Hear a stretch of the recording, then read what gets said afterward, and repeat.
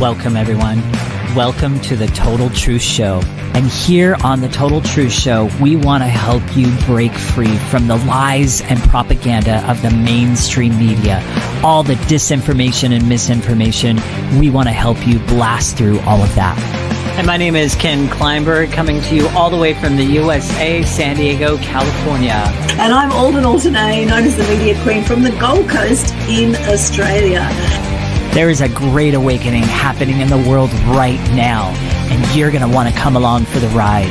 A lot of lies are coming to the surface. There's a lot of awakening happening, and as this awakening is happening, people realize they've been deceived for years. They've been lied to for years around all sorts of things. A lot of people have been blind to what has been going on in the world, and now they're starting to see. They're starting to see things in a different light. Through our show, we want to raise global consciousness to quantum critical mass. And we don't want you just to accept the things that we're saying. That goes for our guests as well. We want you to do the research for yourself. Get out there and start questioning things. Start looking things up. Do the research. We want to pave the way for a new awakened world. And we want you to come along for the ride. So with that, let's get started, you guys. Let's dive into today's episode. Once again, welcome.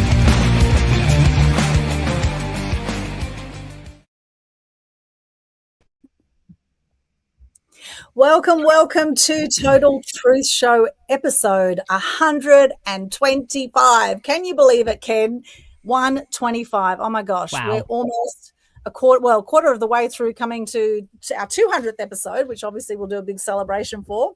And today's topic is a hot one. We are talking about the truth about energy today. We have Emma Ballard with us, our special guest, and we'll tell you a little bit about Emma in just a sec. Now, before we go to that, now, Ken, you had a birthday recently and a big tragedy happened that we need to share with our viewers, and we're sending you extra love today because our last show was cancelled that was due to be on your birthday, and because of what happened we couldn't go ahead with the show. So Ken, sending you much love and happy birthday, although it wasn't such a happy birthday due to what happened. Would you care to share about what happened on your birthday? Well, here in the United States, it was a day before my birthday. So thankfully that it wasn't directly on my birthday. In Australia, it was my birthday. And I really didn't intend on sharing this tonight, but I'll go ahead and share just a little piece of it. So my baby, my beloved kitty, who's been with me for 17 years and has been faithful to me for those 17 years, we had to put him down very unexpectedly this last Friday. And it's been a very difficult road to walk down. They say you only get one special one in your whole lifetime. Well, he was mine. So we are definitely grieving. But all right, so enough about that because I do not want to cry. So let's move on from that. Yeah, thank you, Ken, and sending much love. We had your beautiful kitty cat on many of our episodes. That he'd sort of walk across the screen and we'd see this little tail and, he'd be meowing in the background. And so, sending you ultra love today. And I know exactly what you're going through because my beautiful cat Tiger died about 2 years ago now, I believe. And we had him for 15 years. He was a rescue cat. And I cried and cried and cried. I journaled. I spoke to Annie Burke, who's an amazing animal communicator, if anyone is going through a similar situation. And then within a month after that, I adopted another cat, and that really helped me with the grieving process. So I do recommend for those that are grieving over pets that there's always another pet out there that needs your love and support. So, however, what will be will be. And of course we are talking about energy, and of course our energy in life will go up and down depending on life's unexpected circumstances and depending on how we show up. So our special guest today, Emma Ballard, who is doing a awesome event on Valentine's Day.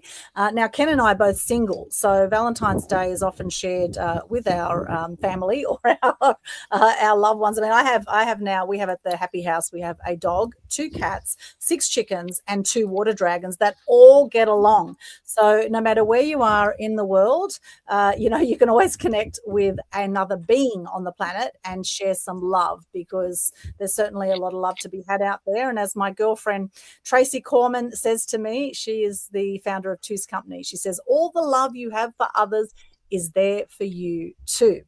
So for those who want to find out more about that, we will be telling you about that a bit more today.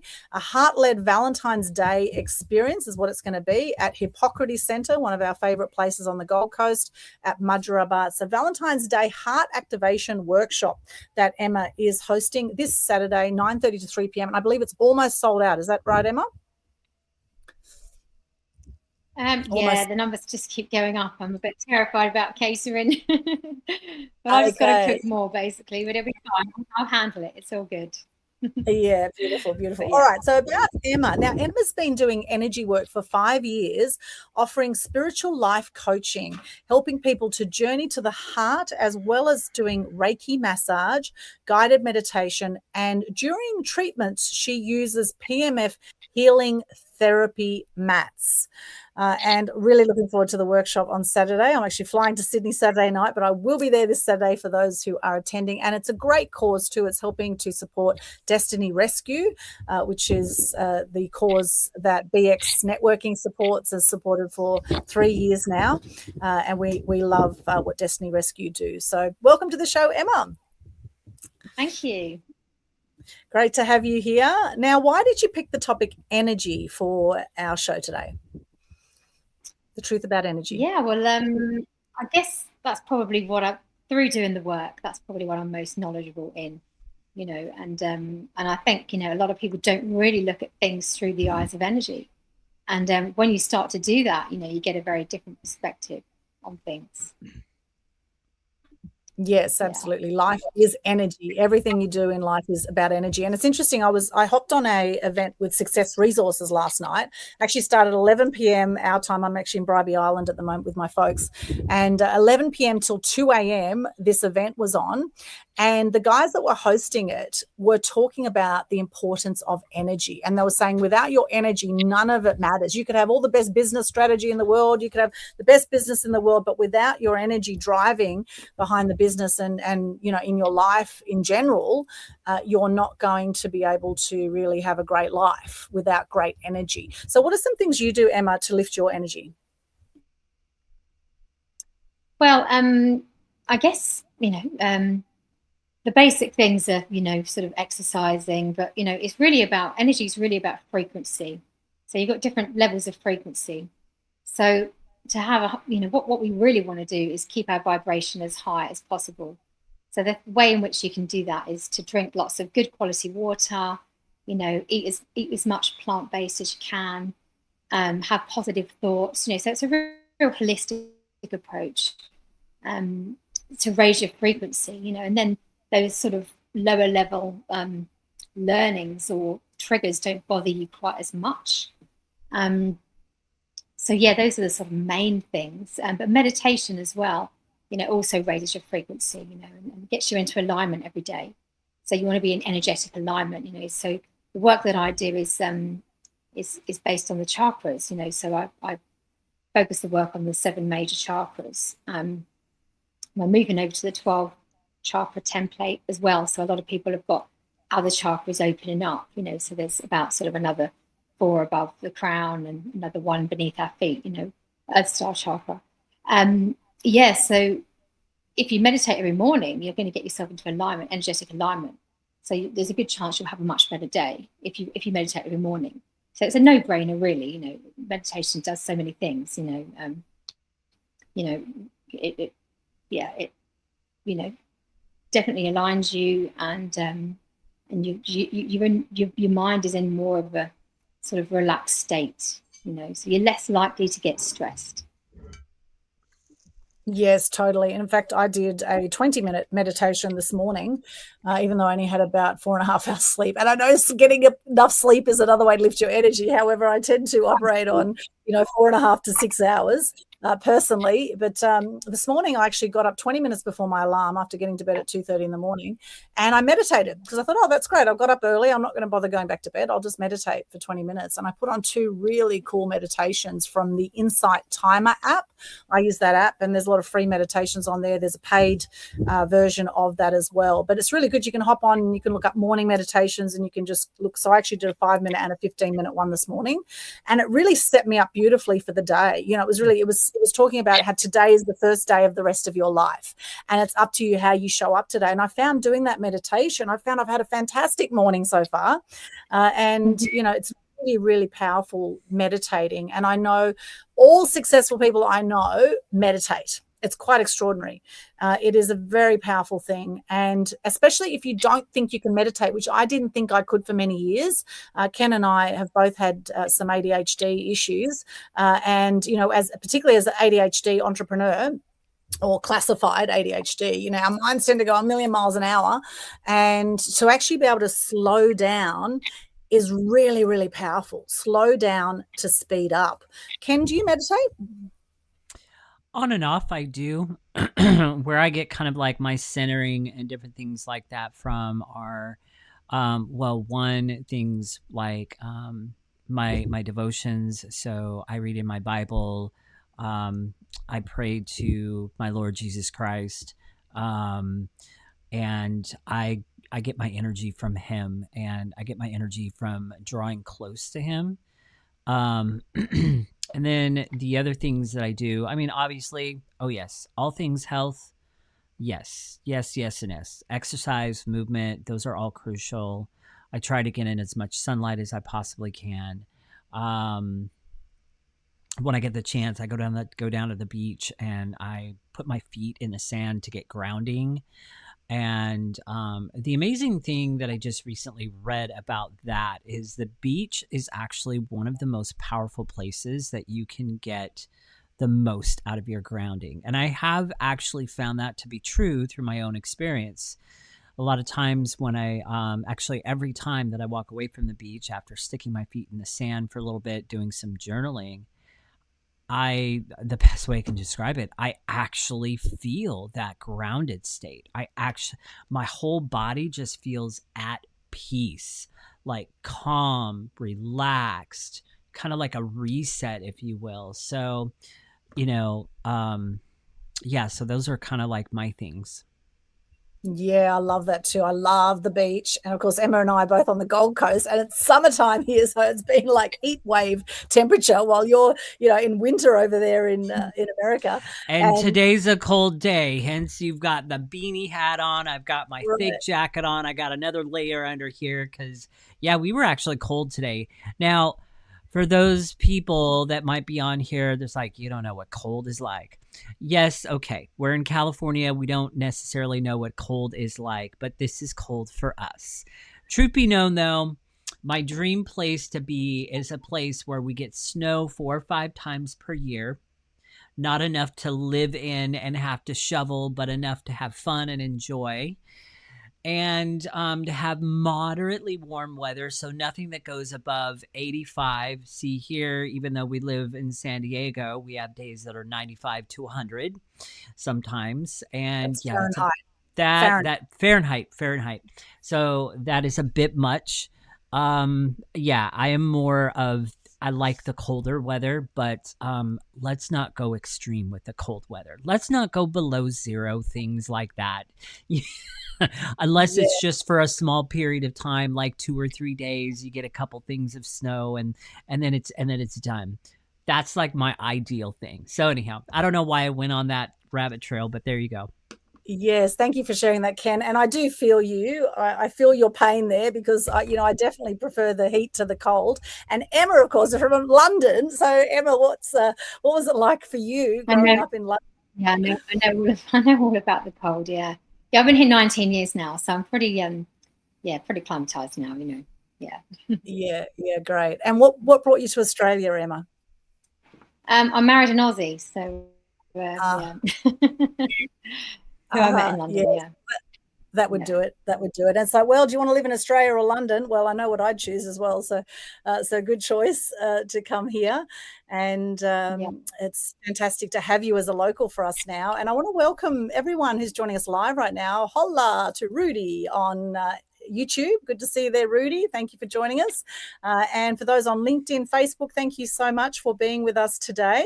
I'd love to hear from you for our live audience today. And actually, let us know if you are live or if you're watching the replay, wherever you're tuning in to this. This will also be on Spotify a bit later as well. So just pop in the chat there, live or replay, so we can see that. And what is something that you do to increase your energy? Now, Emma was talking about the chakras before. Now, I've done a fair bit of study into Dr. Hawkins' scale of consciousness. Dr. Hawkins was a psychiatrist in America who did the map of consciousness. And he talked about energy, frequency, vibration, and that we are, as human beings, we are 99.9% energy, frequency, vibration. And when we get in different emotions, we vibrate at different frequencies, which could be related to our energy, and it's all actually related to our energy centers, which are scientifically proven. People might think, oh, chakras are all woo-woo, but it's actually scientifically proven, all our energy centers through our body. And there's so many energy centers in the body. It's not just sort of the 7 or 8 that we mainly see. There's a lot of different energy centers in the body, and getting conscious to how you are vibrating. You know, we are human vibrators, as Dr. Espen once taught me. I've done a fair bit of his work.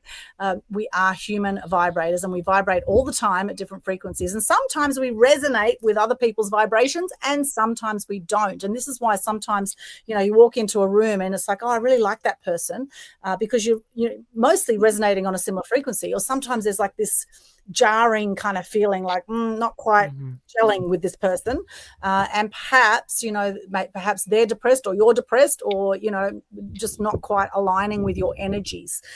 So Emma, how much has that played out in your life, you know, the sort of matching of frequencies with the people that you hang out with? Or have you really noticed a lot of that sort of you know, that you're just not aligning with certain people or are with others? And how do you work with that when you're out in a say a networking event or something like that?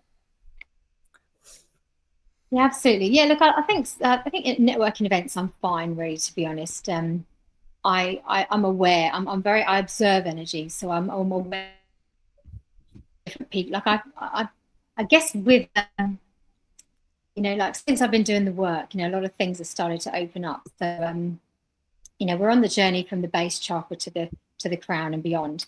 And I feel like because I've been on this path for, you know, a while myself, I guess my clairs have started to open up, you know, so I can see beyond, you know, beyond the physical. A lot of us are intuitive, you know, and that started to open up.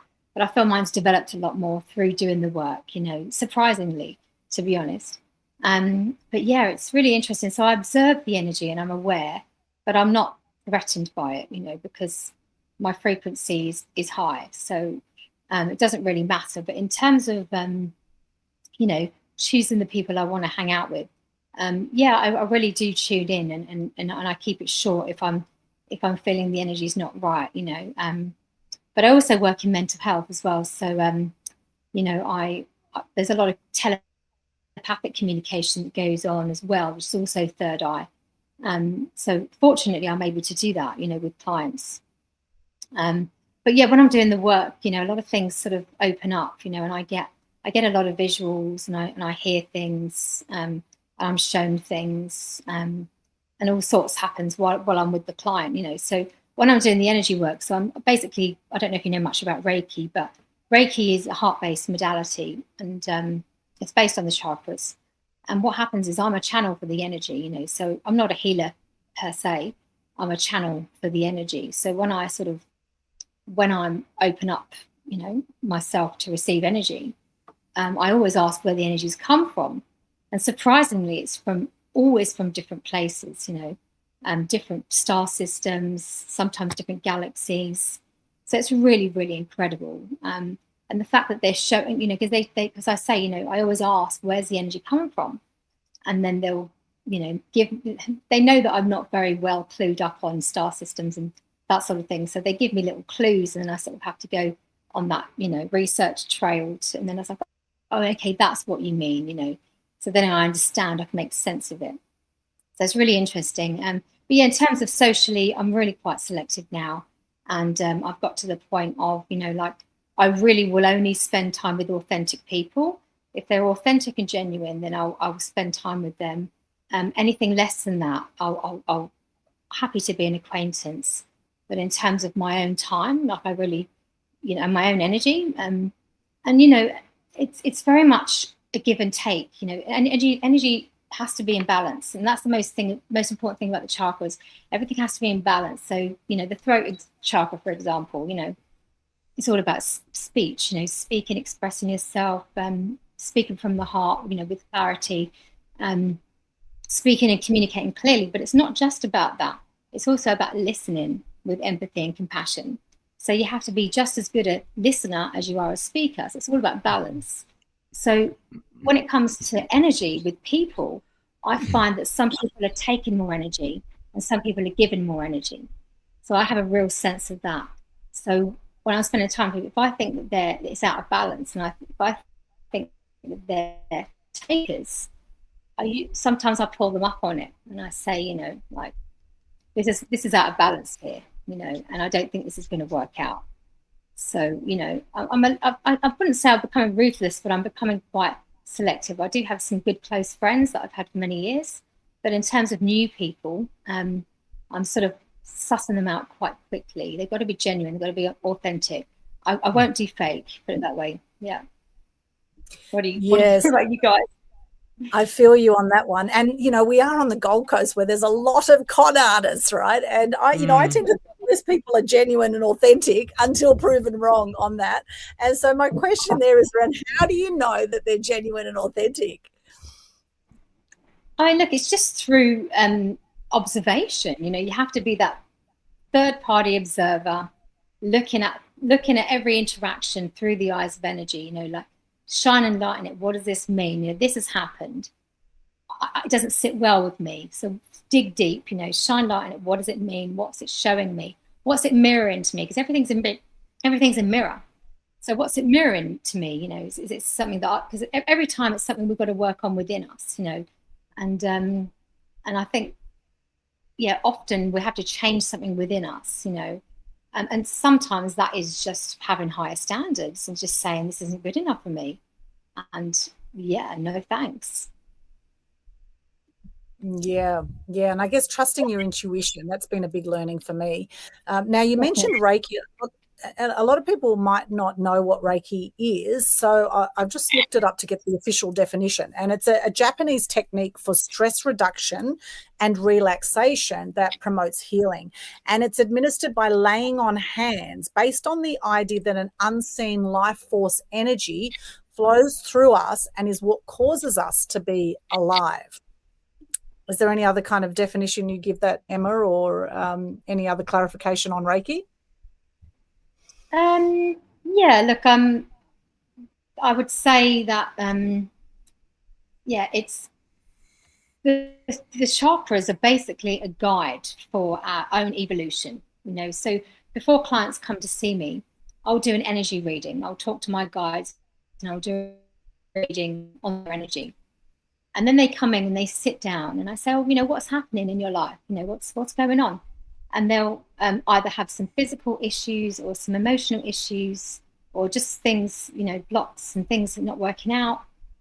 And then I'll sort of tell them what my reading is, you know, and it would be an exact match to what's going on every time, energetically, it will be an exact match. So yes, it's really interesting and they're always surprised. But I haven't had an energy reading that hasn't done that, you know. So it's a guideline. It's a guideline to our evolution, to the work that we need to do, you know, what we need to get out of balance, you know, the shadow work, letting go of the past, you know, when we hold on to things, you know, like it can cause imbalances. All those lower frequency sort of emotions, really, you know, fear, anxiety, jealousy, you know, manipulation, greed, you know, they're all low frequency energies. And if somebody's, you know, either if you're a victim of that or if you're a perpetrator of that, then, you know, you've got work to do. because they're lower frequency learnings, so once you can sort of overcome that, and you never, I think anger is slightly different, because sometimes it's highlighting to us, what we need to look at, because it's a trigger. So all of our triggers are, they're energy to look at, shine light on what does this mean, what's the thread of it, where does it come from, is this a pattern, how can I break it, and so intention is counts for so much, when you're looking at things in that way. But it's about putting emotion aside and really looking at it, really shining light on it, sitting with the emotion, not just trying to turn from angry or upset to I'm going to just forget about it, I'm going to be happy, and a lot of people do that. They're like, what, I choose joy and I'm just going to go and have some fun. And it's like, well, okay, well, maybe just sit with it and actually feel it, really feel it. A lot of people don't do that. They don't let their emotions flow. Whatever the emotion, let it flow. Really feel it. Allow yourself to feel it. And once you sort of sink into that feeling of having that emotion, then you can sort of start to let it go. And I release it now. I understand it now. Because when you sort of sit with it and you feel it, you start to develop more of an understanding of it, and then you can release it. And then you have a clearing, of that energy. But if you sort of like suppress it, it's going to possibly, manifest into a health condition, which we've seen so many times. I remember being introduced to Louise Hay, like, I don't know, 20 or 30 years ago, and her work is still valid today. It's amazing. It's just incredible. Yes, I love Louise Hay's work, Heal Your Life. And I totally agree with you. I think it's so important to feel the emotions, to let out whatever needs to come out without doing harm to anyone else, of course. We always come from loving kindness as much as possible. But, the healing is in the feeling. And I do believe the feelings come up, as you say, for us to experience it, to let it out, they're like, it's kind of like the universe or God or whatever you want to call it, giving us insight into what needs some attention right now. So, my dad always said, as a kid, he always said to us, anger is danger. And I suppressed my anger for many years. And I actually internalized at one point. There was a fair bit of self-harm going on there through my teenage years, with a lot of drug abuse and a lot of destructive habits through that time, because I didn't know how to express my anger. I then, I learned to play table tennis. I found that one way to release my anger, through smashing the hell out of the table tennis ball, which actually led to me playing for Australia for 6 years. However, I still was challenged by expressing my anger. I found the media a great way to express my anger, but I could never kind of scream it out or yell it out or, be abusive to anyone. So I very closely linked anger with nastiness, with, I don't want to go there, I don't want to do that. But then I realized I was actually, hurting myself, because that anger ended up leading to depression. And interestingly, my father, who has still to this day, he's 88 years of age, God bless him. I'm actually with him now on Bribey Island, and he's an absolute trooper. He's an amazing guy. He's survived 4 heart attacks, prostate cancer, diabetes, and he's still going strong. But you see, the 4 heart attacks are most likely linked to the fact that he could never cry. And as men, as boys and men, the whole boys don't cry thing, he, even to this day, he has a lot of trouble crying. And I saw the other day, because, mum's in a nursing home now. She can't walk with dementia. And there's been some really challenging times we've had in the last year and a bit. And I've seen there's times that Dad's almost wanted to cry, but he just hasn't been able to quite go there, which, of course, can lead to issues in the body. And I know, Ken was getting emotional earlier about his darling putty cat. And, everyone's on their own journey with this as well, right? However, I must say nowadays I'm better at expressing my anger than I have been in the past, but I do it through direct, straight communication.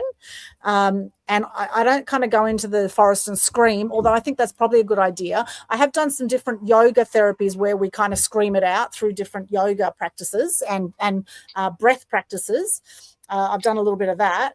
However, yeah, it's still something that I notice when I do get really angry, and the odd time that I have kind of yelled at someone, which is very, very rare, but whenever it's happened, I've actually felt really bad about it because I've thought, oh, I actually don't like that feeling in my body, that angry feeling in my body. I don't like it. But if you can channel your anger into something positive, or channel your sadness into something positive, like, for example, I see a lot of animal cruelty. And whenever I see animal cruelty, I think I get either upset or angry by it. And so I reshare about it. I say something about it. I say my piece, and then I feel better that I've actually acted on that thing that I felt angry or upset by. So I think very, very important to express our feelings and to notice our feelings and to tune in, and one way or another, whatever works best for you, to find a way to move through that emotion, like the roller coaster ride of life, right?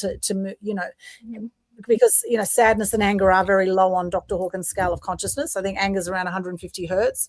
Fear is at 100 hertz. Then we've got love and above is 528 hertz. You've got joy, gratitude, peace, enlightenment. They're all your highest vibrations according to Dr. Hawkins' scale of consciousness, 528 hertz and above. And the very lowest of lows you'll feel is shame or guilt. Shame or guilt. So notice if you've got any shame or guilt in your life, and it could be with yourself, noticing the conversations we have with ourselves sometimes. The number of times I've heard people say, oh, you're such an idiot, and they're talking to themselves. I'm thinking, well, stop calling yourself, right? Stop calling yourself an idiot. You're not an idiot, but it's almost like a preconditioned thing where people kind of joke about it and go, oh, I'm such an idiot, especially in Australia. Very self-deprecating in Australia, right? So just notice your feelings, your thoughts, your words. Notice what's coming out of your mouth, because it will affect your whole vibration and, of course, your energy levels. Ken, is there anything you want to share about that, since you were feeling sad earlier? Well, let's talk about emotions in general. So emotions in general, like, oh yes, I remember a time in my own life where I would just suppress things, and, just whenever I had an uncomfortable feeling come up for me, frustration, worry, and anxiety are two big ones. Often I would work hard to shove them aside. I would work hard to avoid them. And in the recent couple of years, I have kind of learned to kind of see them, kind of sit with them, and, not necessarily be so quick to shove them aside. So, I mean, that's kind of some of the things that I've learned to do. And a lot of that has to do with knowing that God is in control, knowing that he's got my back, and knowing that he's there with me. Even if emotionally and feeling wise, I don't feel him there from time to time. There are definitely times where I feel him there and I know he's there, but there are times where I don't. And it's at the times where I don't that I need to rely on the promises that he gives me, that he is there and that he is walking with me through whatever circumstance I'm going through. And that's the other thing I kind of learned 2 or 3 years ago. I kind of learned to embrace this particular concept and learn to follow by it. So in every circumstance, every trial, every challenge that comes up, you have a choice. You always have a choice. You can become a victim of that circumstance, or you can choose the higher road and the road of empowerment. However, that doesn't always mean that the storm has gone away. The storm can still be raging around you, but you still have a choice on whether you're going to become a victim of that and let that storm control you, or whether you're going to take the higher ground. And like I said, that doesn't mean it's going to get easier. It just means you've chosen to choose the path of put yourself in the driver's seat and take control and empower yourself. I'll never forget, I think it was a while ago. About 12 or 13 years ago, roughly. I can't believe it was that long ago. Wow. I had a friend of mine, and I was over at his house, and we were sitting out on his balcony. We had like a couple just like little drinks that night, and we were just kind of chatting with one another, and we were kind of chatting on a deeper conversation and level. And I remember at that time he told me something that I never forgot. And eventually quite a few years later, it actually sunk in and I kind of started doing something about it. But he said to me, Ken, you let life control you too much. And at the time, I reflected on that. I was like, I'm like, you're probably right. And, yeah, I can see that here and I can see that there, but I really didn't let it sink in at that time. It wasn't until years later to where I was just like, that is a hard truth. And that's exactly what I do. Every circumstance that comes along, every anxiety, every worry, every stress, used to control me all the time.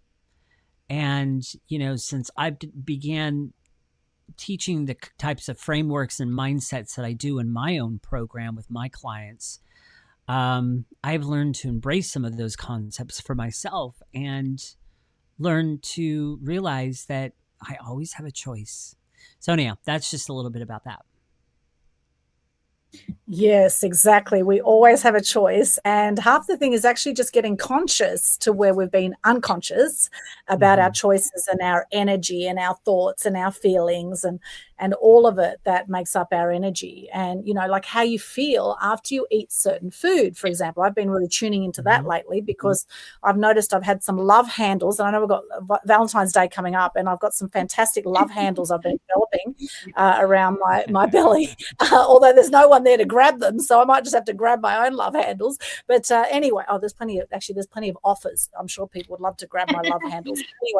Anyway, I do want to sort of just tighten up my love handles a little bit. So I've been really noticing when I eat certain foods how I feel.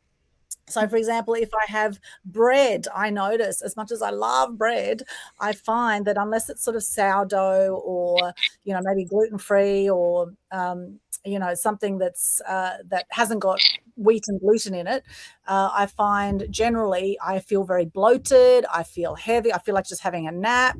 And I literally, my tummy almost goes twice the size when I have bread. Which is interesting to notice that. Whereas when I eat mainly, salads, raw foods, I feel more energy. I feel, I feel amazing. So most of my diet is fruit and vegetables, most of it. And interestingly, I saw Keith Potker this week it was actually Tuesday, 2 days ago. I saw an amazing performance and interview at the Go Set lunch on the Gold Coast with Keith Potker from the Seekers fame. And the Seekers, they had that song Georgie Girl and a whole lot of other huge hits back in the 60s or so. And Keith Potker is now 85 years of age, and he is vegan. Right, he's been vegan for a long time, and he's very, very healthy. He's very alert, and I know Ken loves his meat, so this will be a whole other topic of discussion. But we have actually talked about this many times. But Keith is a great example of someone who is vegan and ultra healthy at 85. Very, very sharp. He looks about 60. He's amazing. Like Ronald Bradley, of course. Ronald I interviewed for Media Queen TV recently about the art of self-discipline, and Ronald is 83 now. And he's also very vibrant. He runs the Hippocrates Centre where Emma's doing her event on Saturday. And for anyone who goes on Saturday or who knows Ronald, he's extraordinary. 83, very fit and healthy, amazing man, making a huge difference in the world. And he's just getting started. He believes he'll live to 115. So let's see what happens there. But any thoughts on that, Emma, on what we're just talking about there?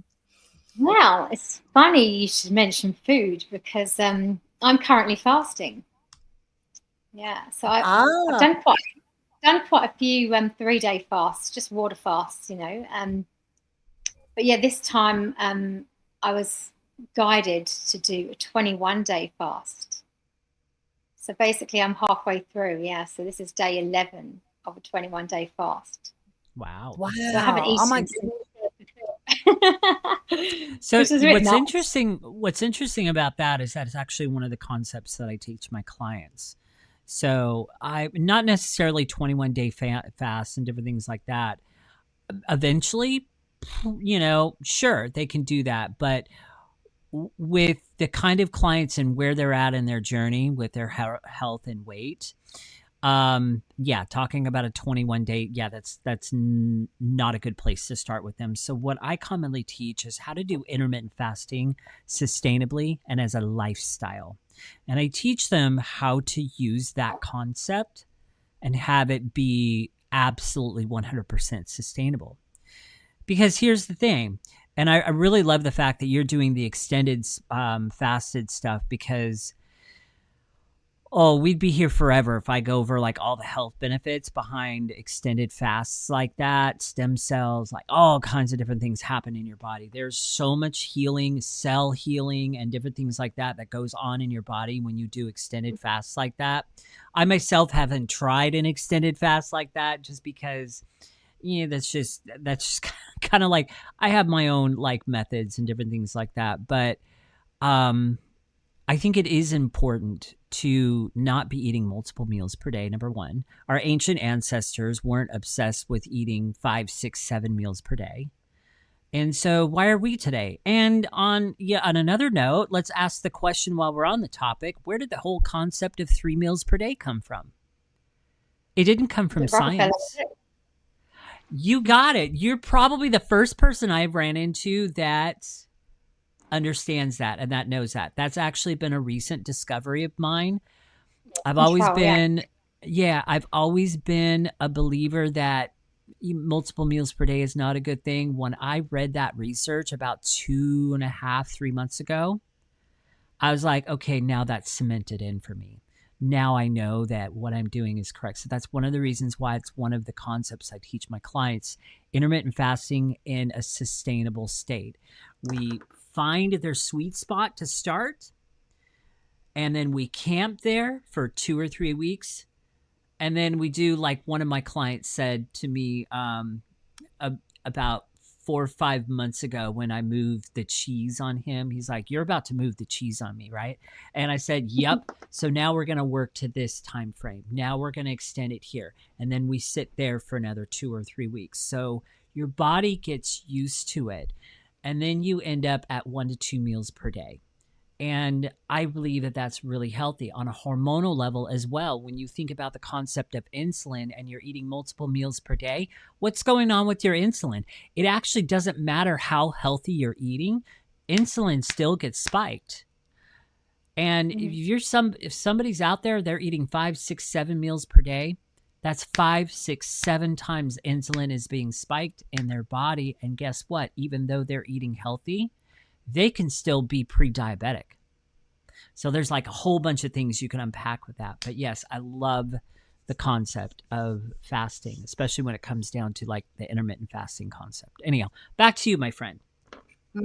Yes, well, I've been doing a bit of intermittent fasting, and I do find it fantastic. And Emma, it's brilliant that you're doing 21 days. Oh my gosh, that's a big mission. Now, have you done a few smaller fasts before, or like what's your fasting routine? Yeah, I've done quite a few 3 days fasts. Okay, so this is your first one. You're going straight from 3 day to 21 days. Yeah, in the past, I've done 3 day fasts. Yeah, where I've just had water for 3 days. But yeah, with the 21 days, I am having hydrolytes as well as taking B12 and iron as well. And I'm allowed to have like black coffee, but yuck, So yeah, that's pretty much it really. But yeah, look, I feel great, and I feel really clear. And I just knew I used to be plant-based. So I was, vegan for nearly 10 years. And then I sort of fell off the wagon a bit, with halloumi cheese basically and chocolate. So I just kept eating and getting into cheese and chocolates, and I just thought, what am I doing? I just knew that I just had to just have an absolute reset. I know I needed one, with I've never been raw before, but obviously they're live foods, they come from Mother Earth. So they're going to be nourishing. And Mother Earth, I think along the way, we sort of lost faith in Mother Earth, in terms of being able to nourish us fully. And she can, she can provide everything that we need. We don't actually need the other stuff. But I guess many years ago when food was scarce, then people started hunting, for survival. And the same with things like gluten and, like wheat, I guess they were sort of survival foods, so they were crap, but they kept you alive, So yeah, so I mean, everything's energy. So and I was offered. I went to a party a few weeks ago, and I was offered some drugs, and I said to them, if it doesn't come from Mother Earth, I said I don't trust it, anything that's made in it. But yeah, she can nourish us. She actually can, and I think we lost our faith along the way, in a big way.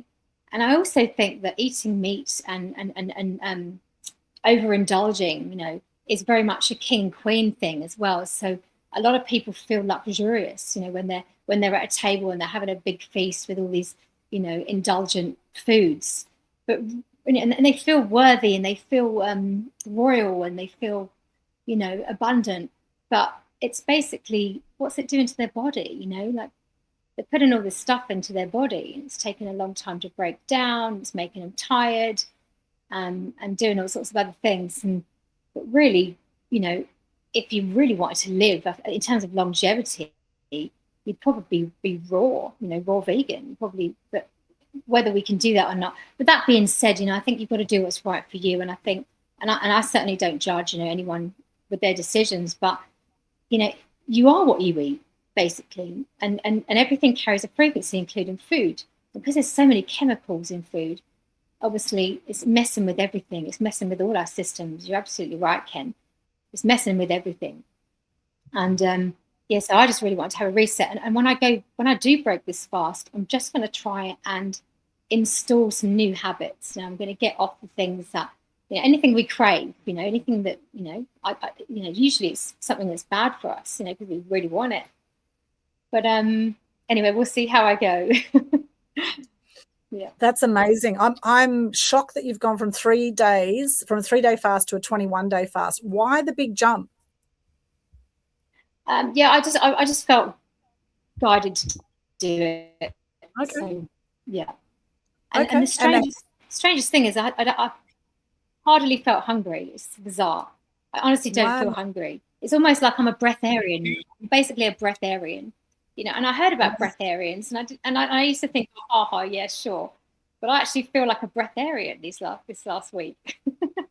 Wow. And have you noticed yourself getting much like lighter or skinnier, or have you noticed your body changing? Well, my normal weight is around 58 kilos, but I was kind of going up and down to, I think I reached 54 at one point. And I'm like, I don't know how this is happening. It's just not. So basically I've lost about 5 kilos already. It's only been 11 days. It's crazy. Wow. I know. Wow. That's extraordinary. So wow, get weight loss pills and all of that, just fast. That's awesome. I love that. And it does reset your body. I've heard a lot of positives, as Ken was saying, a lot of positives of fasting that, it makes you younger. It gets rid of, all sorts of crap out of your body. And it helps with parasite removal too. Is that correct? Do you know about that, Ken? What happens to parasites when you fast? It does help with parasite removal. Now, I'm not as studied in parasites. That's a subject I have not dived into yet. And so I don't really have any solid things to say about it, just because I haven't done the deep research for myself. But yeah, no, fasting is definitely a great thing. Intermittent fasting as a lifestyle is excellent. And one of the reasons why, Emma, you're experiencing right now fat loss and you're experiencing low hunger is because your body has reset to the state that it was meant to be in, where your body relies on its own body fat for energy.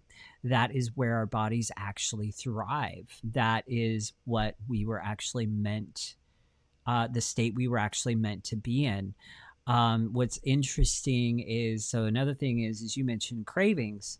Well, one of the things that my deep research has uncovered about craving, snacking issues, hunger issues, including emotional eating, is the industry processed foods. So the foods that are man-made, not foods that were given to us by God, but the foods that are man-made, the industry processed foods, are literally designed not for better nutrition, not for a better way of eating.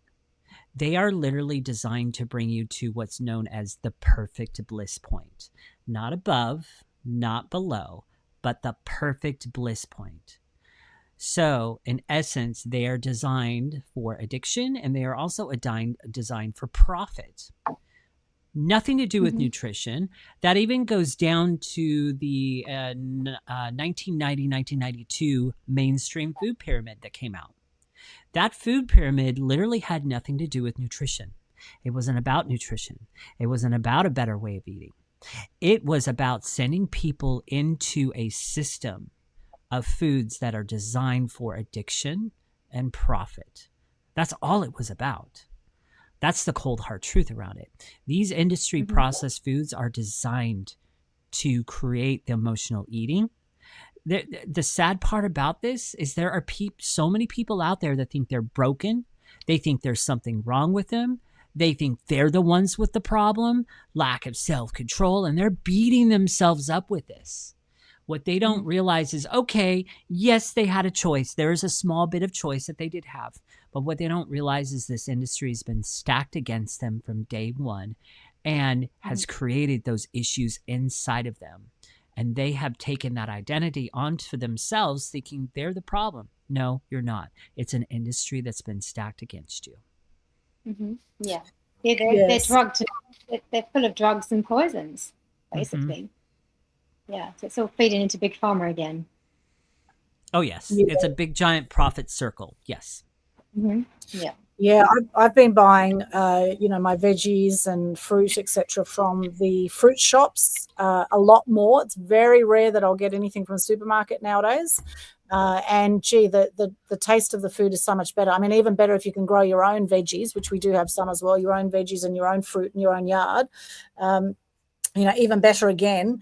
However, really, we have no idea what crap is on our food. And, especially at the supermarkets, because they have to have the food lasting for a very long time. So often they will gas the food to ripen it, because they'll buy, like tomatoes, they'll buy green often, and then they'll gas it to ripen them and things like that. So there's all sorts of, shonky practices that go on with supermarkets when it comes to our food. And even organic. I don't know how organic is either. Do you know much about that, Emma? How do you do your food when you do it? I mean, if you can do organic, I think that's much better, obviously. But that being said, I think with all the Monsanto spraying going on out there, I think the wind can blow it to organic fields anyway. So I don't think you're completely safe. Also, you've got the spraying in the sky and the rain coming down, and obviously that's contaminating. So I think it's really, dodging the poisons has been, such a mission for everybody, over the years, and just, even trying to get some water, what's the best water and how can I, filter my water in the best possible way. It's just, dodging the poisons is so hard.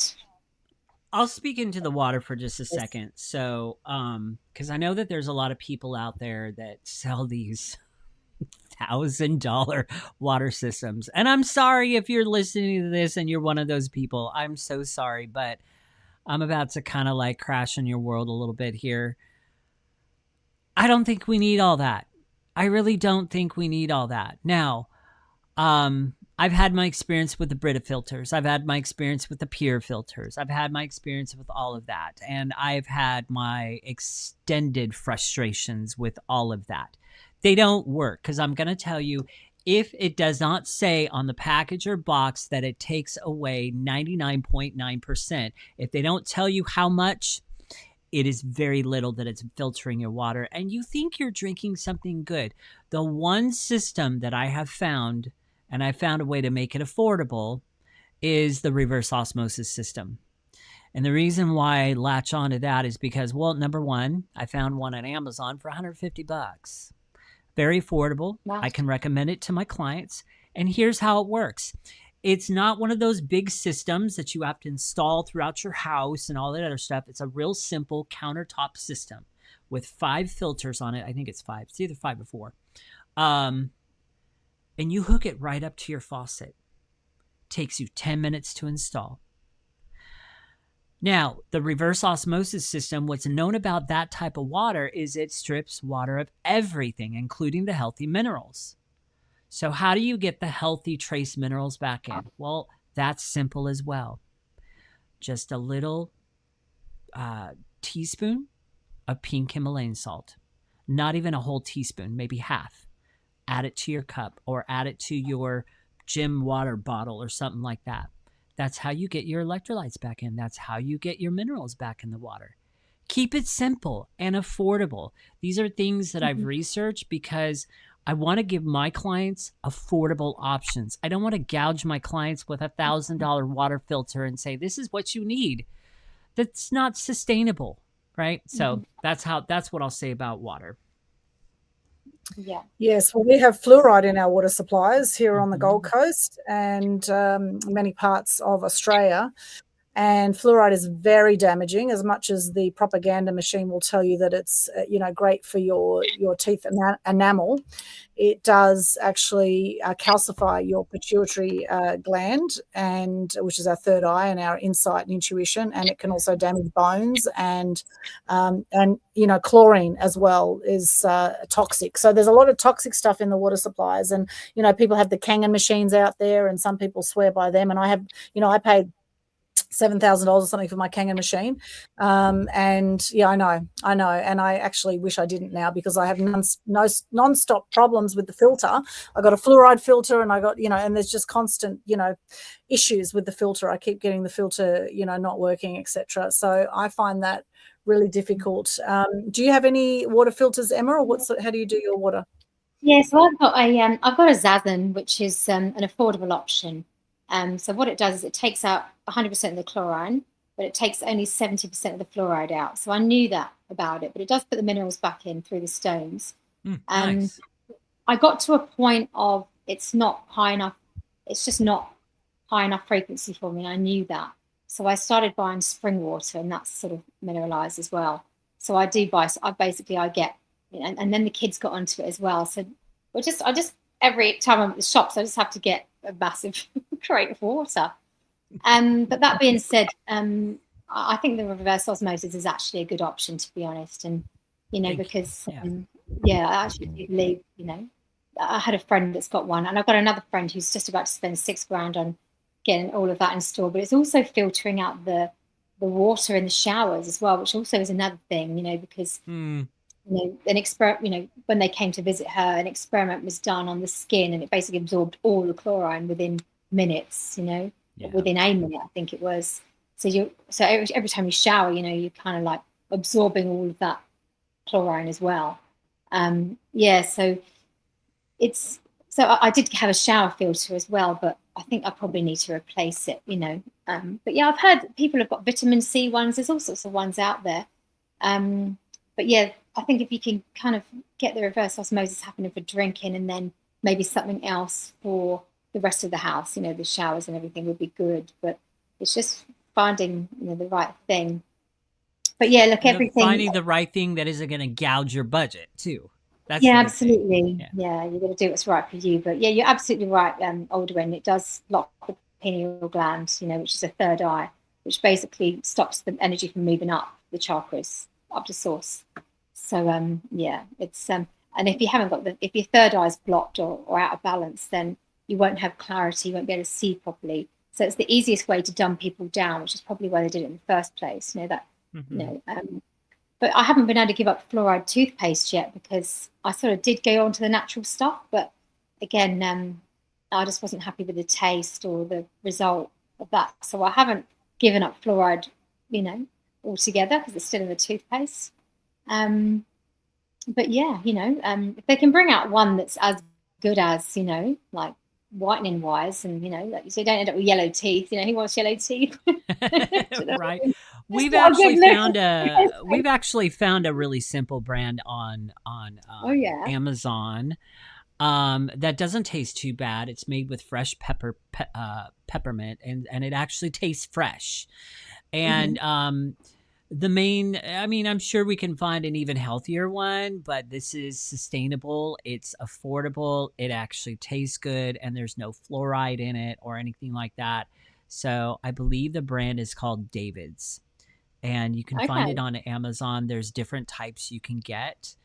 You might want to take a look at that. Now, like I said, I don't know what else is in it and stuff like that, but it's a step that we've taken in the right direction as far as fluoride goes, fluoride toothpaste. And I think it tastes fairly good. So yeah, that might be an option for you. There we go. Thanks for that. Yeah.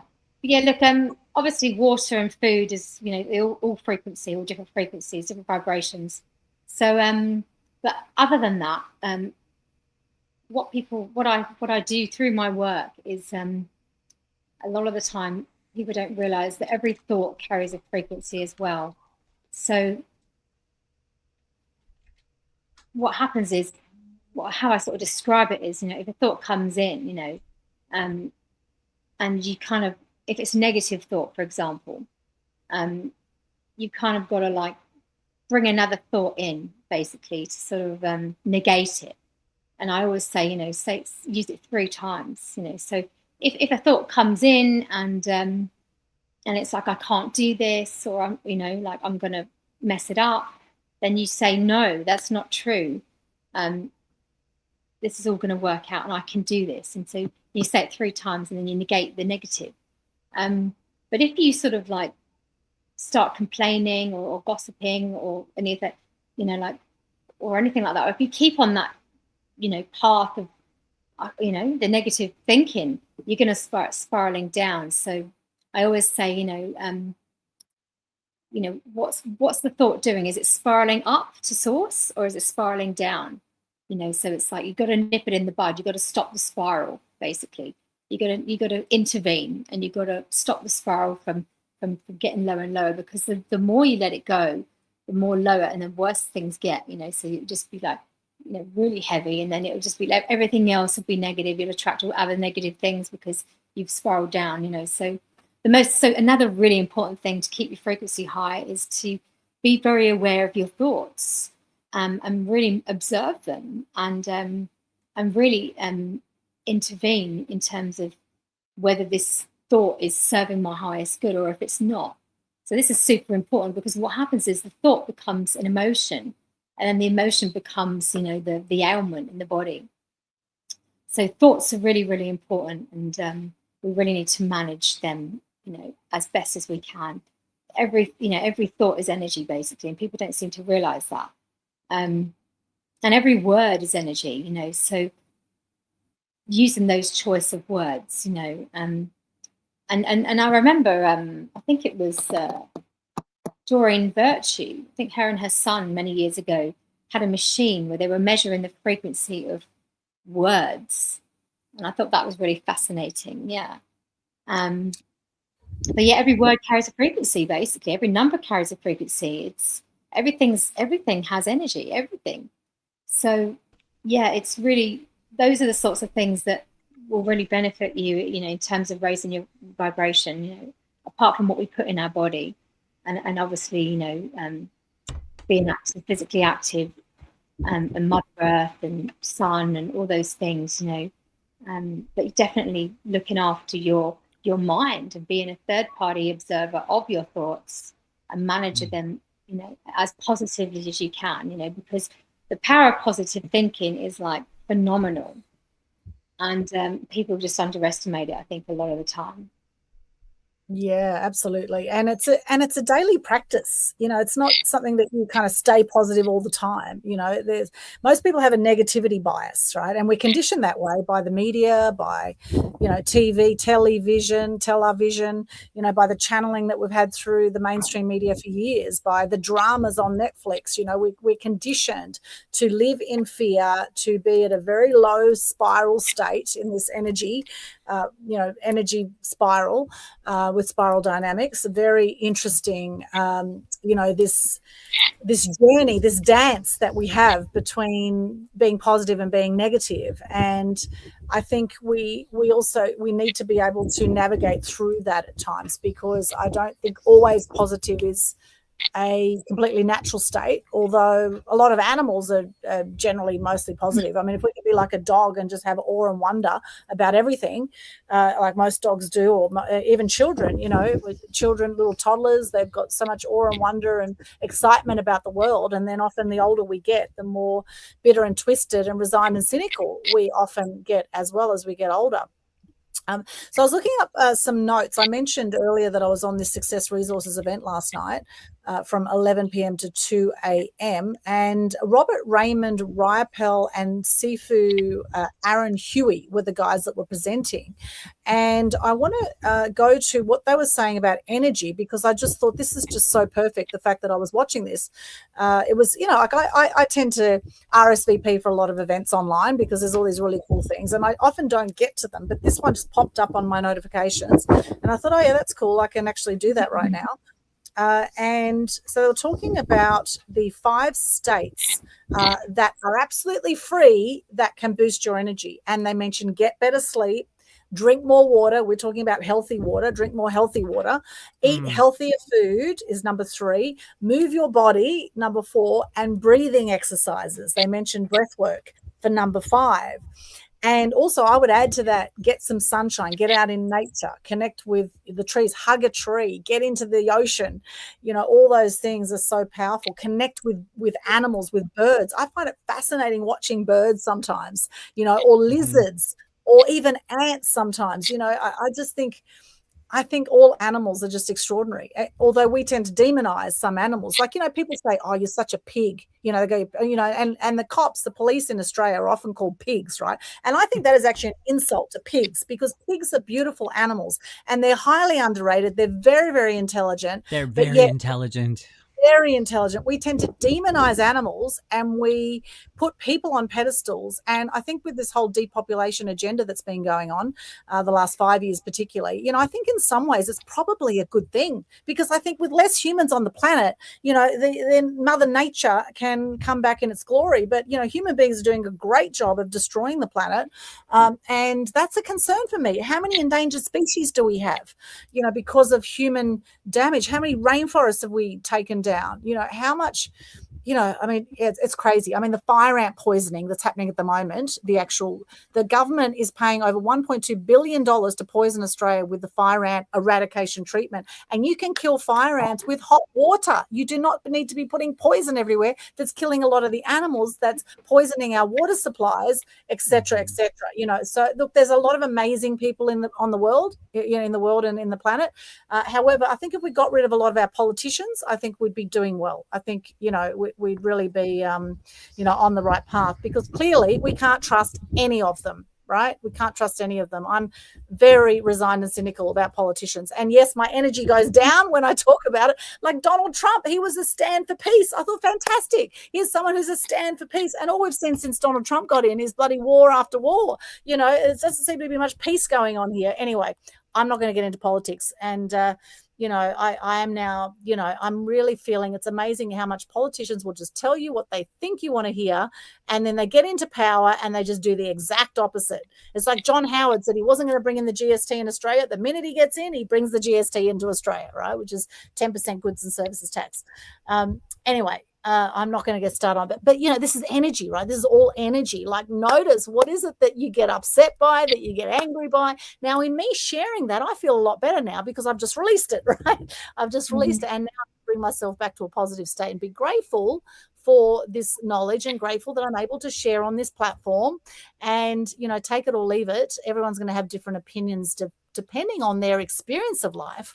However, these things we're talking about today, simple things you can do to boost your energy, simple, natural, free things you can do to boost your energy are extraordinary. And, talking about toothpaste, now I found a really cool resource, because I found this bicarb soda toothpaste, which is really great. And you can actually make your own bicarb soda toothpaste. And if you actually go to wikihow.com, there is a link there that shows you how to make your own baking soda toothpaste. And it's very, very good. Some people have charcoal toothpaste too, but I do recommend check that out for a natural alternative to fluoride toothpaste. And, at the end of the day, look, we're all going to die eventually. None of us are getting out alive, at least in this version of reality. Although they do say that souls are ageless, and who knows what happens when we die. We have a lot of theories around that. Emma, what do you think that happens when we die from this existence? Well, we pass over, and I'm not sure. Everyone's going to be going into different places, I guess. I guess it's returning to our soul groups and our soul, our origin. But that being said, I always made jokes about, this bit. Well, I always had a feeling this was my last incarnation on Earth, but never say never, because I do love her. But apparently she's ascending too, so her soul might be leaving as well. In which case, it's just be the body that remains. But yeah, I always made jokes about, going to live on Venus or retiring on Venus, and I made jokes about that. And as I got older, I sort of thought, actually, this could well be a reality, So I've had some connection with Venus, and I've had visions of Venus, and recently Atlantis as well. I think there's a lot of ancient wisdom that's coming to the surface, and everything that's going on in the world, all the control systems sort of like being dismantled, and it's a wonderful thing. And I think we just need to focus on what we're birthing, and where focus goes, energy flows, so there's no point focusing on what is. It's more productive to focus on what we want to create. What do we want? Okay, we don't want this, we don't want these corrupt politicians, we don't want the corruption and greed in the world. What we want are systems that actually genuinely support people, that genuinely support the community and bring people together, and are for everybody's highest good. And that's what we really want. So what do those systems look like? What are we birthing? What do we want to birth, and how are we going to do it? And coming together and working through those scenarios. But the interesting thing is that everything that's going on in the world is also going on in our life.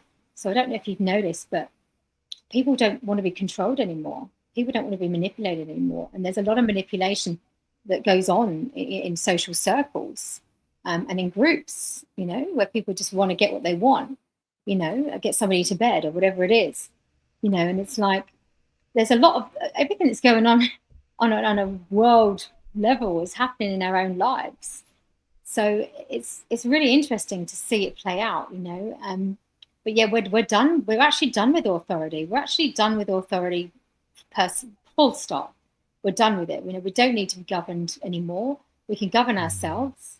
And those, the timelines are splitting anyway. Those who are sort of, stuck in their own kind of loops will just continue to attract those people that are going to help them with those loops.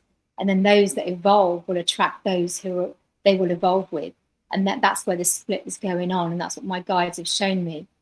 So it's really, really interesting. But it's about doing the work. We have to do the work, and we have to change ourselves. And we really do have to shed the past. We really do have to release all the programming. So listening to everything in our body, and listen, really observing every emotion that we have and every trigger that we have, and really doing that work on ourselves. As soon as we change ourselves, the mirror changes as well. And it's looking through our own lens as opposed to the lens that they want us to look through. Really just selecting, I choose to look through this lens. This is my lens, and it's not naivety and it's not ignorance. It's more, I'm a creator. I personally believe that God is within us, and we are creators. We're all children of God. We're all creators. So we're here to create. And what we need to know is that everything in our life we've created, so we can recreate and we can create something new. And this is what we have to realize. We have to realize our own power. That's just the most important thing. And then start creating something different. We're not, and going back to the psychology of things, working through all the archetypes. This is all part of the shadow work, working through all the archetypes. And there's no power in victim. There's no power in that at all. We're not victims of this corrupt government. It's like they are there for a reason. And the underdog, right? The underdog coming out on top is a great celebration. So if we didn't have that contrast, we wouldn't be so joyful and elated when we finally birth these new systems and all these old systems fall down flat. So so we just got to focus on what we really want, in our own life, in our own world, what we really want. And that's where our focus needs to go, because where focus goes, energy flows. And there's no point wasting our energy on observing something that's not pleasant to look at. Definitely acknowledge it, but don't dwell on it. I think that's really important. And going back to the animal cruelty, I used to be on the committee of the Animal Justice Party, when in the early days.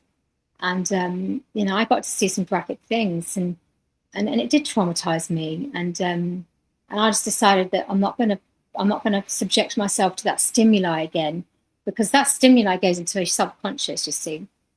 And so I think, again, something else that we haven't mentioned is stimuli, what you put in, what you observe, what you decide to read and watch and listen to. These are all stimuli that you're observing, that you're bringing into your subconscious mind. And again, is it positive? Is this for my highest good? So I'm really, really selective about what I look at. And I gave up buying newspapers in my 20s, and magazines and all of that. And then I actually gave up social media and took my social media down, like during COVID, because I just thought it was my big stand to big tech, my stand up to big tech. And then I sort of regretted it because I lost all my networks. So it probably wasn't my wisest move, to be honest. But that being said, I ended up having to go back on it, for work reasons. And but anyway, I think we've got to be, again, it's really about where we choose to focus our energy, and if it doesn't make us feel good, then it's not for our highest good. And that's just how I sit with it. Oh, I love that, Emma. That's beautiful. Yeah, what we think about and thank about, we bring about is another great quote. What we think about and thank about, we bring about. So having gratitude for, things that do lift our energy, and noticing, okay, do I feel better about life because of this thing I've just viewed or experienced, or do I feel worse about my life? And if I feel worse, then how can I express that, release that, be grateful for the learning in that, and then let it go and then move to a higher vibration. It is a moment by moment choice in life, and being mindful, getting conscious where we've been unconscious, I think is really, really important. And I love the quote by Hippocrates, "Let food be thy medicine and medicine be thy food." We've talked a fair bit about food here, and that is an absolutely golden quote. And Hippocrates, of course, is the ancient Greek physician known as the father of Western medicine. And Hippocrates is where your event, of course, is on the beautiful Health and Wellness Retreat Centre in Madraba. You're holding your event on Saturday. Can you tell us a little bit more about that, please, Emma? Yeah, so it's a real going to be a gathering of some beautiful people, and we'll be doing meditation activations, opening up the heart. So this is a real focus on the upper chakras, so bringing the heart energy up. So we'll be going in deep on the throat chakra and learning a lot more about how that works, and how we can really open, what having a balanced throat chakra really looks like, how we can really open up and expand that. And then obviously our third eye, open up our third eye and activating this pineal gland, and then our crown chakra up to the soul star. And the soul star chakra is really about taking the seat of the soul.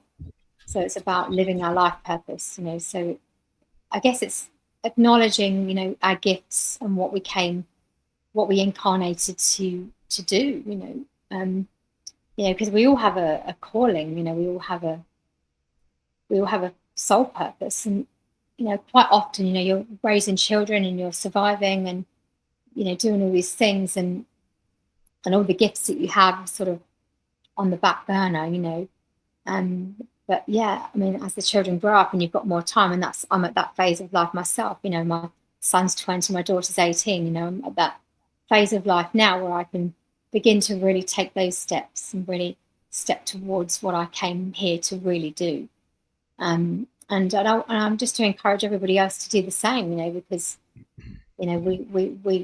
we all have gifts, and it's about sharing our gifts. And, if money wasn't an issue, a lot of people would be doing something different. If we didn't have mortgages to pay and rents to pay, most people may not be doing the occupation they're doing right now. So, and there is discussion about a universal income, and they've talked about it in universities for years, it's got to come into play. And then it will be more about community, and AI is obviously going to take over a lot of jobs. So it really is about using our gifts and how can we give back to community, And what did I come here to share? You know, because if we were not surviving, worried about surviving on this hamster wheel that we've been on, take us off the hamster wheel and give us, you know, space to be who we are, who we truly are, our most authentic version of ourselves, then we'd all be doing something quite different. You know, it's just be more of a soul expression. We'll be living our soul expression as opposed to surviving, you know, and to pay the bills. You know, did I waffle on? I did. Oh, no, it's all gold. I can't wait for Saturday. It is going to be an amazing workshop for those here on the Gold Coast. We would love to see you there. You will find the booking details at the Hippocrates website. So if you go to hippocrates.com.au/event and have a look in there, you'll see the direct link to book in for that workshop. It is by donation, and Destiny Rescue is the recipient of the donations there. And Destiny Rescue is doing an amazing job to help end sexual exploitation and trafficking of children, which is massive around the world. So a great cause there, Emma. It's going to be an amazing workshop. And I know you're almost sold out. So if people want to come along, then better get in quick before it does sell out. That is the link there. And Emma, if people want to connect with you in general for some of your other work, how can you help them? Yeah, they can go to spirituallifecoach.com.au and contact me through there. Yeah. Okay, beautiful. Spirituallifecoach.com.au. I'll pop that in there as well. And connect with Emma. So you do Reiki. What other sessions can you help people with? Over the PMF, I guess, as well? Yeah, look, to be honest, I combine them all. So when I did the Reiki, I sort of thought I'm going to add guided meditation, and then I got into the PMF. It was actually during COVID when I found out about 5G, and I went down that rabbit hole and about the EMFs and what that's doing to, you know, because potentially it could be causing a lot of mental health issues, including dementia and Alzheimer's. So I actually discovered so that obviously the EMFs and what they do to us and our brains, but then I discovered the PMFs, which are sort of the opposite of that, you know. So if you think about the microwave energy and the Himalayan salt lamp, you know, they're kind of opposites. So it's a bit like that. It's the negative ions, you know, and the photons and the infrared and all of that. So yeah, it's basically I combine them all into one treatment. Fantastic. Well, that sounds absolutely amazing. I'm sure people can definitely benefit from that. And the 5G towers are absolutely everywhere since COVID. And interesting, my mum's dementia's gone downhill fast as well in the last 5 years. How fascinating. Must be complete coincidence, I guess. I don't know how that could happen.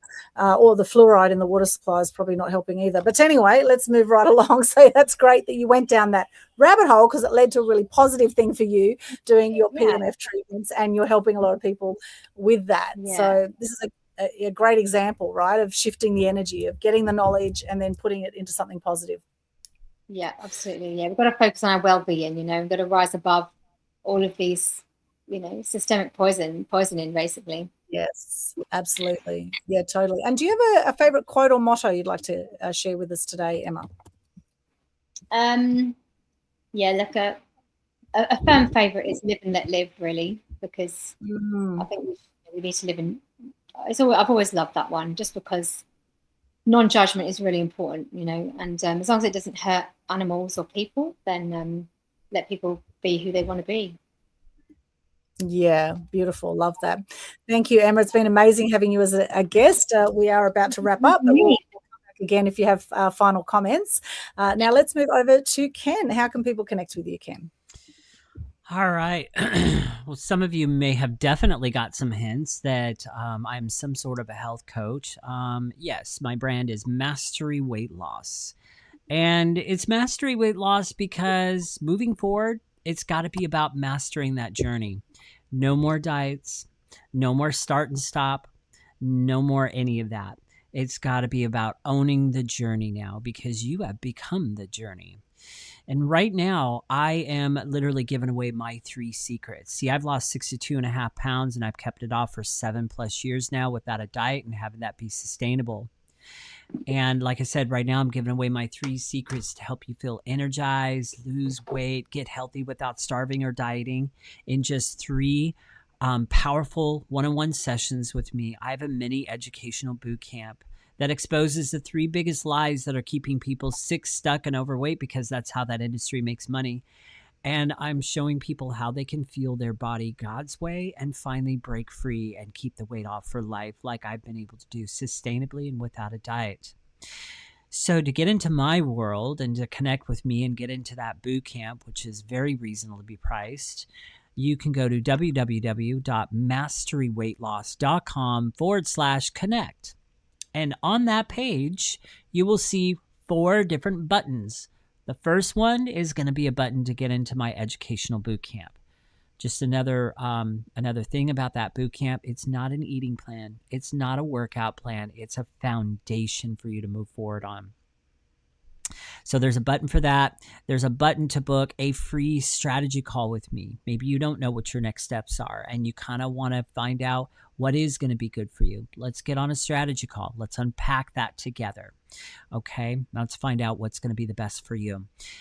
Number 3 and 4 is to connect with me on my YouTube channel, subscribe there. And then the other one is to connect on my Facebook. Very easy page to find. It's one that I custom made, just very simply put together.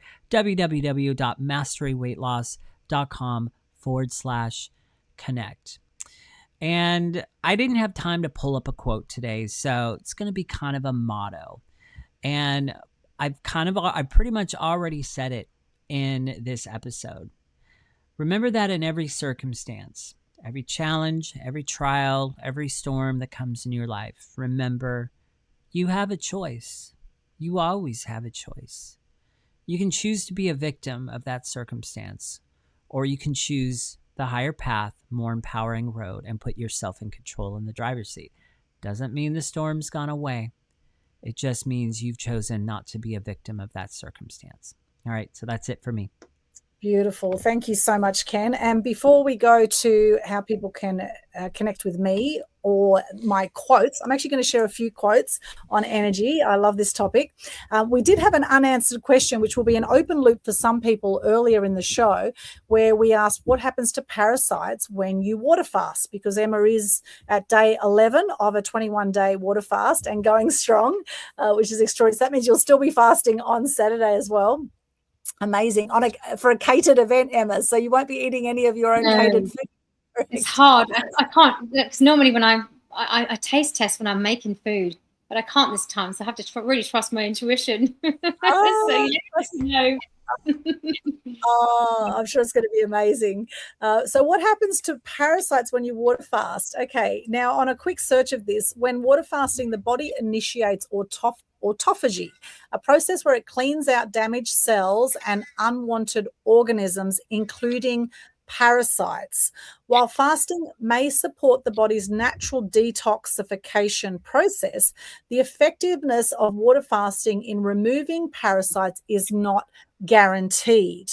And you can read more about that. But basically, parasites can actually adapt to fasting by utilizing stored nutrients or slowing their metabolism, making fasting an ineffective standalone method for parasite removal.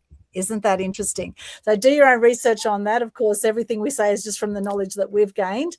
Always do your own research, question everything. But hey, I think, I know pumpkin seeds are very good to get rid of parasites. Yes, so pumpkin that seeds. Much I do know, correct, yes. I can highly recommend pumpkin seeds. We all have parasites, okay? I think no matter how much fasting you do, there's always going to be some parasites hanging around, sometimes in the human form and sometimes in micro form in your gut. So, so look into parasites. Fascinating. Okay, some quotes about energy, and then I'll go to how you can connect with me. Okay.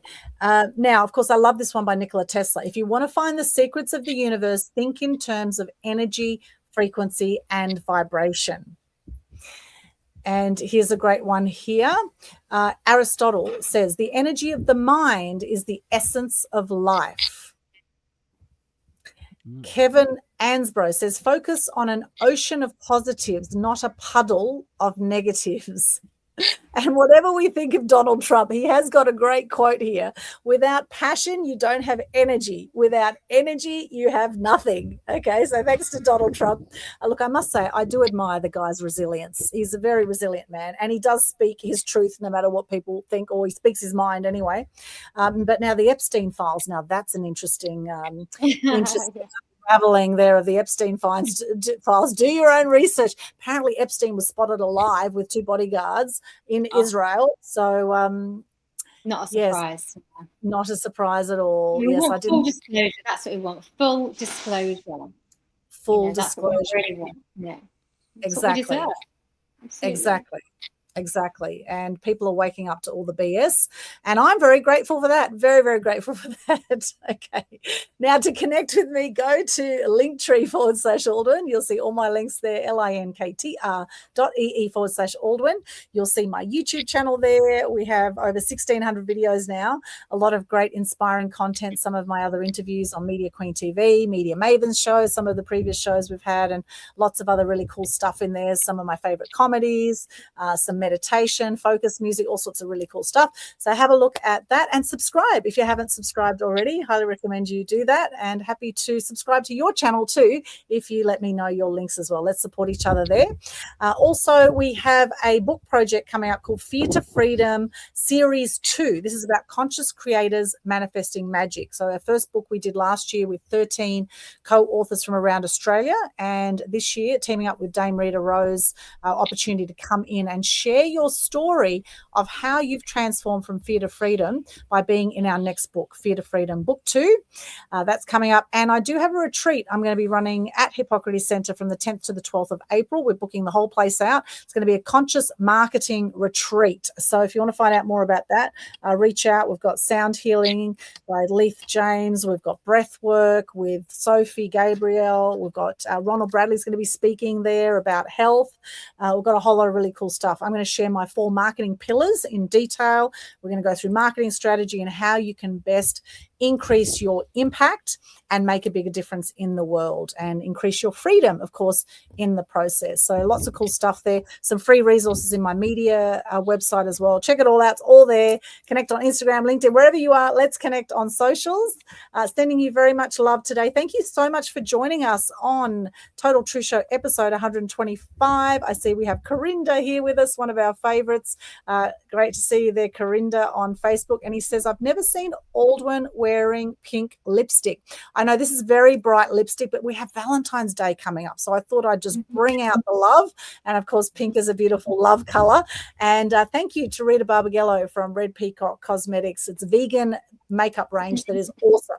Highly recommend the Red Peacock range of lipsticks. I don't know about if you're into lipsticks though, Corinda, but hey, these are good ones that stay on all day, and easy to get off with coconut oil. There's another tip for you. Get makeup off with pure organic coconut oil. It works a treat. All right, much love. Any final words, Emma or Ken, before we wrap up today? No, just thank you. Thank you very much. You're welcome. Thank you, Emma. And thank you. And this is your first interview. Yay. We have broken your podcasting virginity. Something I often say with first interviewers, not just on the Total Truth Show, but I also have my own series that I interview people on. And when I get people on that it's their first time, the discovery is pretty much the same almost every single time. They get on and they're a natural. All it is just don't overthink it. Be yourself and don't worry about all the other stuff. And so with that, Emma, I've got to say, you're the same. You're a natural. You showed up. You spoke in your expertise and authority. You showed your thought leadership around your topic. So you're a natural, my friend. Don't overthink it. Get on a couple other podcasts. Do it again. Do not overthink it. You're welcome. Yes. The world needs your wisdom. And actually, it's probably really the second, but the first maybe full interview, because I did interview Emma the other day after our BX networking meeting. We did have a little Facebook Live interview, but this is actually the first sort of full-length podcast or online TV show that we're doing. So it's kind of really the second, but the first sort of official, big one. So well done, Emma! Yay! Thank you for joining us. Stay awesome. If you like what you've seen, thank you. If you like what you've seen, our beautiful guests, live or replay, let us know in the comments. Let us know, how do you boost your energy? What do you do that works a treat for you to increase your energy and generally have a greater experience of life? Wishing you all the very best. Share the love if you've enjoyed this today. If you haven't enjoyed it, then share the love anyway, because someone will probably need this information. So thank you, Emma. Thank you, Kent. We'll see you again soon for our next Total Truth Show episode. Thanks